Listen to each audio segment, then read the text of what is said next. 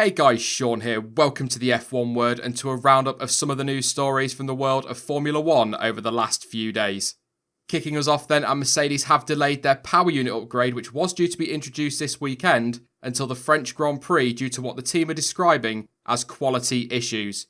And ahead of this weekend's Grand Prix, Lewis Hamilton has expressed concern that following the postponement of the new Mercedes power unit, they won't be able to challenge the likes of Ferrari and Red Bull. The world champion said, "If the others are bringing upgrades and have fresh engines, we won't be in a position to fight.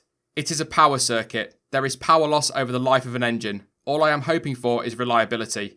If I am on the 7th race with a power difficult circuit, I just want to see it through. Naturally, I am still here to win, but they have upgraded engines which can be from 0.1 to 0.2 seconds. Ferrari are very strong on the straights. It will be interesting to see whether we can match them or not, but we are going to be giving it everything we've got." Although Mercedes were planning to introduce new power units in Canada, the current spec is not out of mileage despite having completed 7 races. In fact, it was expected that the units would have been used in Hungary at the end of July. However, as Hamilton went on to explain, even with life left in the engine, it will naturally degrade. He added, "The goal is to make the engine stay the same all the way through, but naturally it is degraded. You lose brake horsepower over races, and if we are in the 7,000 to 8,000 kilometre or whatever it is, it will definitely have lost performance. So at a power circuit, it will probably be magnified." The 4-time world champion will be looking to equal Michael Schumacher's record of 7 wins at the Circuit Gilles Villeneuve this weekend. Sticking with engines, and Red Bull have set a deadline of the end of next month to decide which power unit they will be running from the 2019 season onwards. It is reported that the team will be closely monitoring the progress of both Renault and Honda in Canada this weekend, following upgrades by both of the manufacturers. It is believed that the updates from both parties will be worth more than 20 brake horsepower, with Red Bull likely to commit to the manufacturer that they feel is making the most progress. And on the subject of a deadline, Dr. Helmut Marko said he expected a decision within the next few weeks, and even suggested that the path the team choose could trigger a decision from Daniel Ricciardo on his future.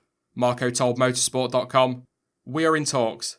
Our internal schedule plans that we want to have a decision on the engine issue by the Grand Prix in Austria. If possible, then also on the driver. I am sure there'll be a decision in Austria. There's not that many possibilities." The next few weeks are going to be huge for Red Bull and Daniel Ricciardo, but whatever their decisions, there will be a knock-on effect felt throughout the rest of the Formula 1 field, with Daniel Ricciardo's decision likely to trigger the driver market. So let's use this story as inspiration for this week's question. If you were in Red Bull's position, would you stick with Renault or gamble on Honda? Let me know your thoughts in the comment section down below. Brendon Hartley has said that it would be silly for him to comment on the rumours regarding his future in Formula 1 and any potential replacement. It was reported earlier this week that Toro Rosso had approached McLaren with a bid to loan Lando Norris, the team's junior driver of course, until at least the end of 2018, with some reports claiming the Red Bull junior team were seeking a deal which could see Norris stay into 2019. However, Brendon Hartley has now had his say, with the Toro Rosso driver stating, "I think it is silly for me to comment on rumours because that's all they are. I know what my contract says. I am very confident in the work that I've been doing behind the scenes with Toro Rosso to develop the car. I'm looking forward to hopefully putting a good weekend in place, but I don't think it makes a lot of sense to comment on rumour. There always seems to be rumour in Formula 1. There is no denying that Hartley has had a below par start to 2018 and the pressure is building on the Kiwi, but speaking about his season so far, Hartley added, "Obviously things haven't gone perfectly to plan. We've only scored points in 1 race. Pierre only scored points in 2 races, which in different circumstances I could have as well. But there's no reason why I can't turn it around. People seem to forget very quickly in Formula 1 and only remember the last event, so hopefully it will be a different headline after this weekend."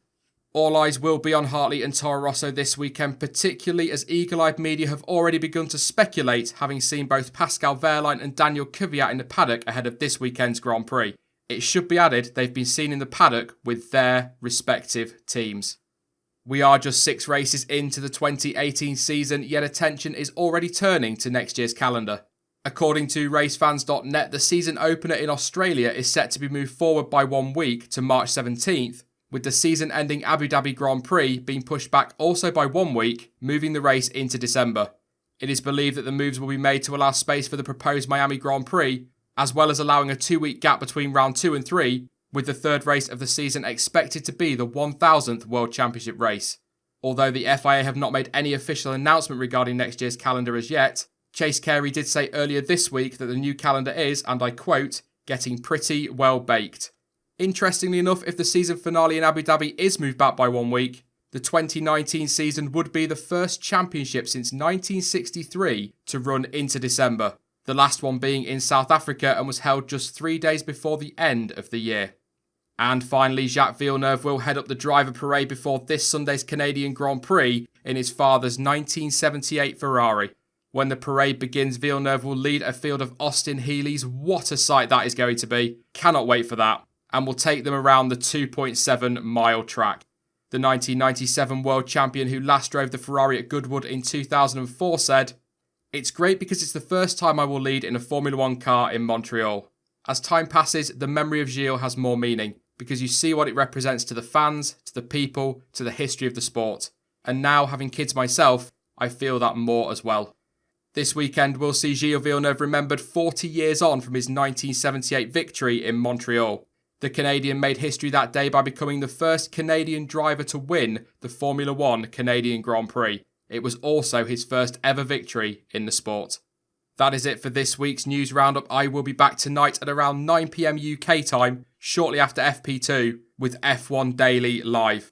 In the meantime, know you can follow me on social media. Links to Twitter, Instagram, Facebook and to Discord are all in the description down below. But as ever, thank you for watching. I've been Sean. This has been the F1 Word, and until next time, goodbye.